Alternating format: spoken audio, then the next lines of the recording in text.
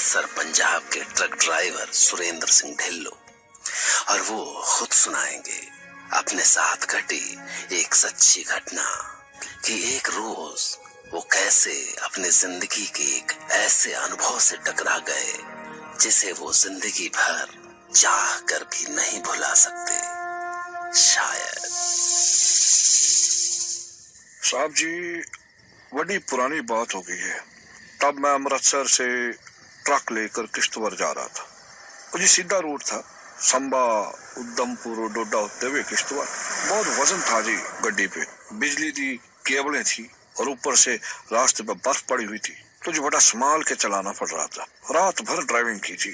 पापे क्लीनर ने ऊपर जाके पूरी नींद मार ली थी, पर मैं तो नहीं ना मार सकता ना नींद। समझ लो जी, नींद का एक झोंका आया तो ट्रक 200 मीटर नीचे खाई में। अपनी तो जिंदगी ऐसी है जी।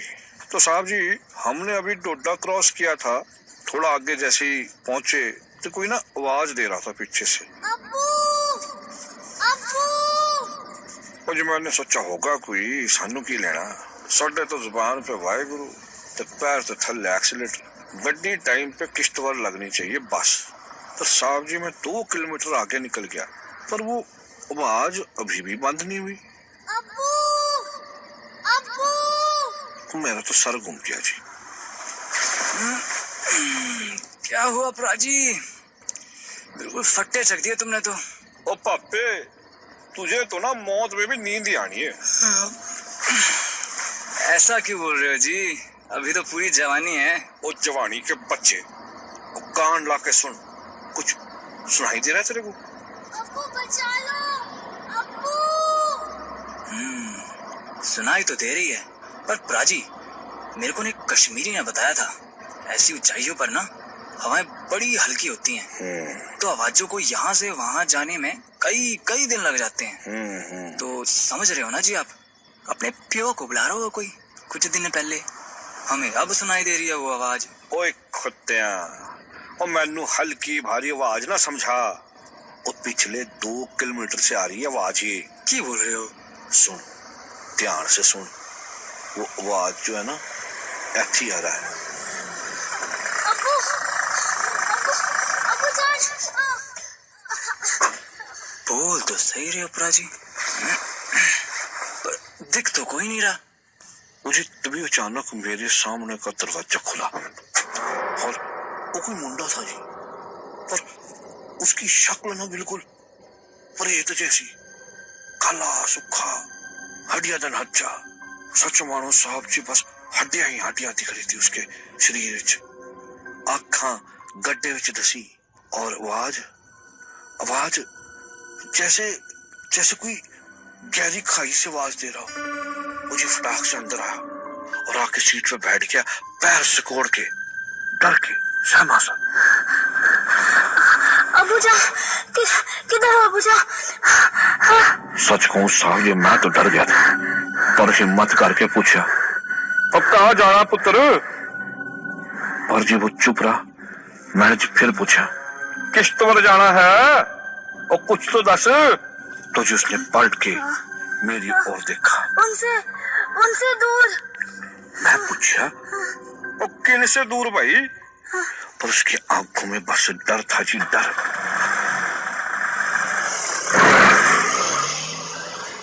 और कुछ ही देर हुई होगी कि पापे बोला, प्राची पीछे देखो, कोई आ रहा है। बहुत सारे लोग हैं, सफेद कपड़े, सफेद बाल, सफेद दाढ़ी। और मैंने घूम के देखा जी, सफेद घोड़ों पे बैठे वो लोग हमारे पीछे आ रहे थे। मेरे को तो यकीन नहीं हुआ जी, वो घोड़े ट्रक की स्पीड से। और तभी मेरा ध्यान उस घोड़े पे गया, वो डर से कांप रहा था जी। अब्बू, वो आ गए अब्बू, बचा लो अब्बू, अब्बू। मुझे पता नहीं जी क्या हुआ, क्या सोची। बस जी मैंने एस्केलेटर पे पैर दबाया, जितनी तेज भगा सका उतनी तेज भगाई जी गाड़ी। और वो तो पीछे ही छोड़ रहे थे जी। की कर रहे हो प्राजी? गड्डी खाई में गिरेगी। वो भगाने दे पप्पे, भगाने दे। गड्डी खाई में गिर गई तो पता नहीं बच भी जाएंगे, पर ये लोग जो पीछे पड़े हैं ना, उन्होंने पकड़ लिया तो नहीं छोड़ेंगे। और जी तभी उनमें से एक की शक्ल मैंने रेयर व्यू मिरर में देखी जी।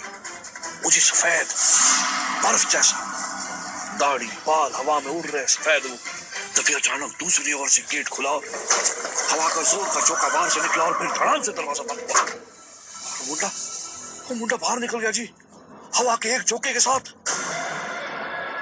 ओ वाहेगुरु दा खालसा, वाहेगुरु दी फतेह, वाहेगुरु जान बख्श दे वाहेगुरु। ये क्या हो रहा है प्राजी?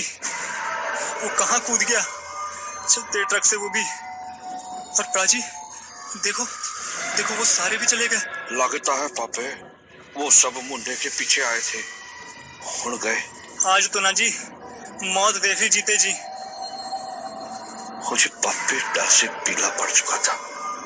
सच कहूं तो मेरे भी हाथ स्टीयरिंग पे कांप रहे थे, ठंड के मारे नहीं जी, डर के मारे।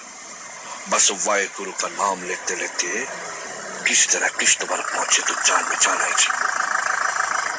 वहां पे एक ढाबे में बैठे हुए खाना खा रहे थे जी, तो वहां के एक बुजुर्ग से हमने गल की। तो उस बुजुर्ग ने हमको जो बताया जी, उस पे यकीन नहीं हुआ। जी उस पे यकीन नहीं हुआ। उधर किश्तवाड़ में एक रहमत बानी साहब रहते थे। अल्लाह के करम से बड़े दीनी और रूहानी इंसान थे। इतनी मकबूलियत थी उनकी कि जो एक बार उनसे मिल ले उनको भूल नहीं सकता था। उनके 3 बच्चे श्रीनगर में रहते थे, उनकी पहली बेगम के साथ। उनके पास बस उनकी दूसरी बेगम जुलेखा और उनका 10-12 साल का प्यारा सा बेटा अंबर बानी रहते थे। अंबर बुढ़ापे की औलाद था, तो बानी साहब को खास मोहब्बत थी उससे। बस वो दिन भर उसे अपने साथ लिए लिए घूमते, उससे बातें करते और उसके साथ बच्चे बन जाते। एक शाम की बात है कि वो हमेशा की तरह अंबर को अपने साथ लेके घर के पास की छोटी सी झील पे पहुंचे।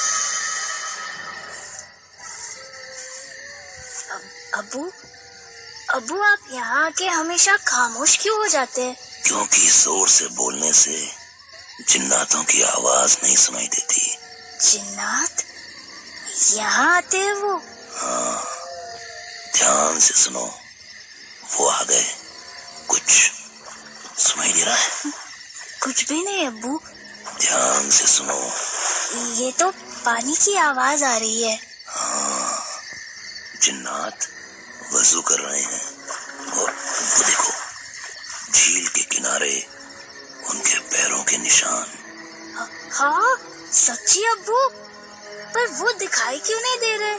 जिन्नात केवल चांद रात में ही दिखते हैं। तो चांद रात में मैं भी देख सकता हूँ उनको? नहीं अंबर, उनको देखने का ख्याल भी मत लाना, उनका गुस्सा बहुत खराब होता है।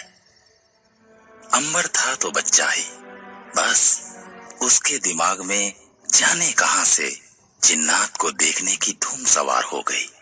और अगली चांद रात में वो अपने अब्बू से छिपके झील के दूसरे किनारे झाड़ियों में दुबक के बैठ गया। और कुछ ही देर में जिन्नात आए। अंबर को बस उनकी हल्की सी छाया से दिखी।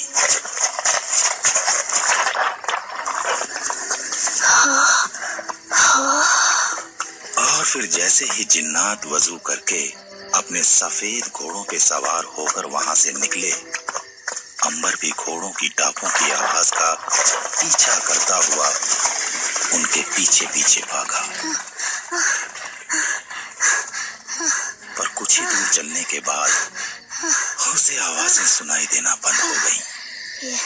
यहाँ से कहाँ चले गए? कैसे ढूंढूं उनको?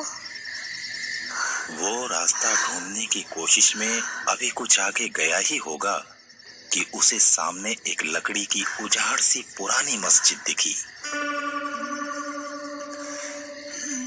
कहीं वो जिन्नात यहाँ तो नहीं गए? पर अंबर आगे बढ़ा तो दरवाजा बंद मिला। तभी उसे एक और खिड़की दिखी और उसने उचक के खिड़की से झांकने की कोशिश की।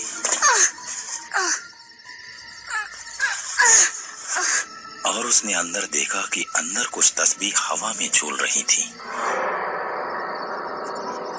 ये तस्बीह हवा में? पर फिर उसने ध्यान से देखा तो वो तस्बीहां जिन्नातों के हाथों में झूल रही थी। उसे पहली बार जिन्नात ठीक से दिखाई दिए, बिल्कुल साफ साफ, इबादत करते हुए। या अल्लाह। और वो जैसे ही डर के पीछे पलटा, उसका पैर फिसला। कौन है उधर? कौन है? किसने खलल डाला हमारी इबादत में? इतना सुना था कि मासूम अंबर वहां से भाग खड़ा हुआ, और वो घर पहुंचा तो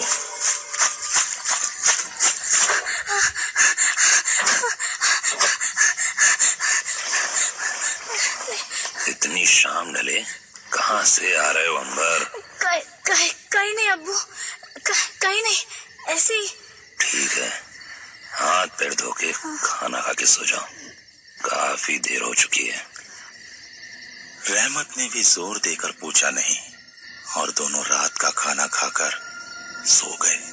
पर अभी अंबर की आंख ही लगी होगी कि वो अचानक उठकर चीखने लगा। अब्बू, अब्बू, अब्बू जान। क्या हुआ? क्या हुआ अंबर? क्या हुआ बेटा?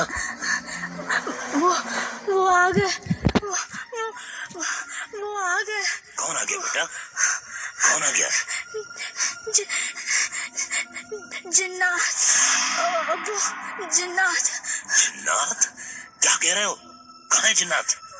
दहशत से कांपता हुआ अंबर भाग के दरवाजे के पीछे छिप गया। मुझे बचा लो अब्बू, मुझे बचा लो। वो मुझे मार डालेंगे। देखो वो इधर ही आ रहे हैं। रोको अब्बू, उनको रोको। क्या बोल रहे हो अंबर? क्या बोल रहे हो? पर रहमत बानी रूहानी इंसान थे। ला इलाहा इल्लल्लाह मुहम्मद रसूलुल्लाह, ला हौल वला कुव्वत इल्ला बिल्लाहिल अज़ीम, या इलाही रहमत, या इलाही रहमत।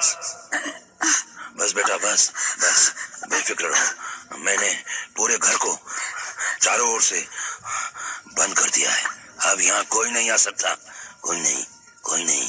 पर तभी उनके पैरों के नीचे से आवाजें आनी शुरू हुई, जैसे फर्श धड़क रहा हो। या इलाही, ये क्या है? ये सब क्या हो रहा है?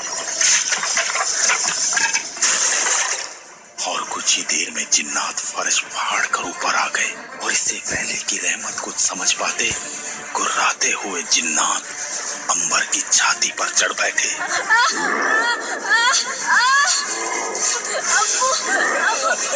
अब्बू बचा लो।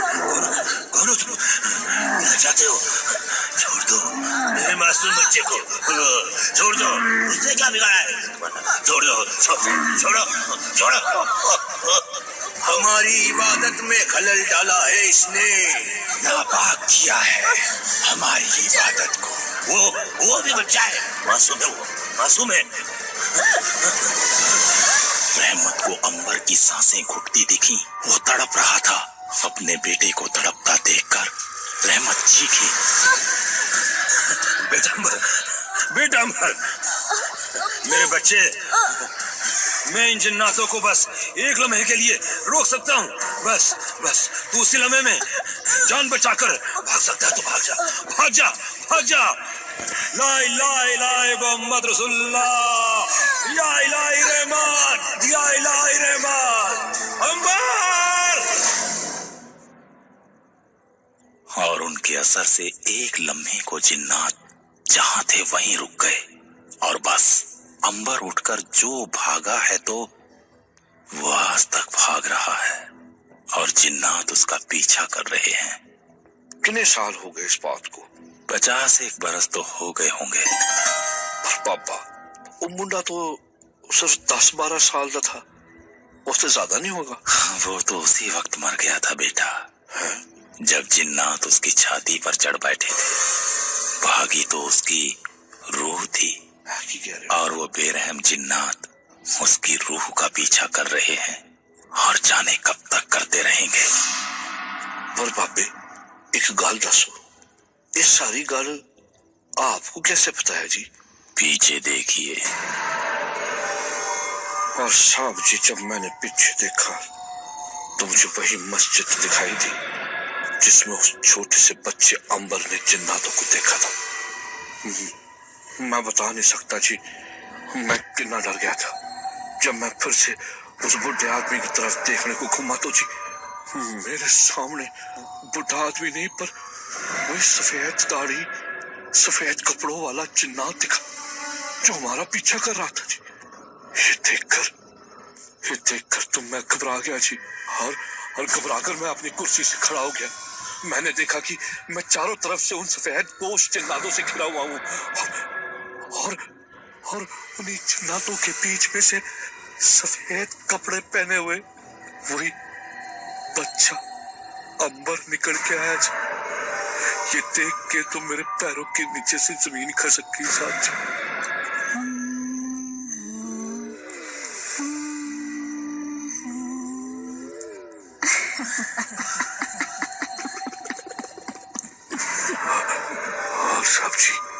साहब जी कहते हैं कि जो लोग जिन्नातों को एक बार भी देख लेते हैं ना वो कभी अपना तजर्बा बताने के लिए जिंदा नहीं रहते।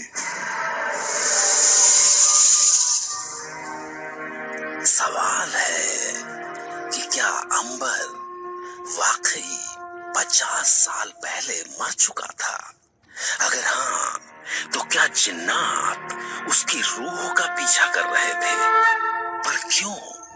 गीता में श्री कृष्ण ने कहा है कि आत्मा को न कोई शस्त्र काट सकता है, न आग जला सकती है, न हवा उसे सुखा सकती है और न पानी भिगो सकता है। फिर जिन्नात तो अंबर की रूह का कुछ बिगाड़ ही नहीं सकते थे। फिर उनका मकसद क्या था? सोचिए।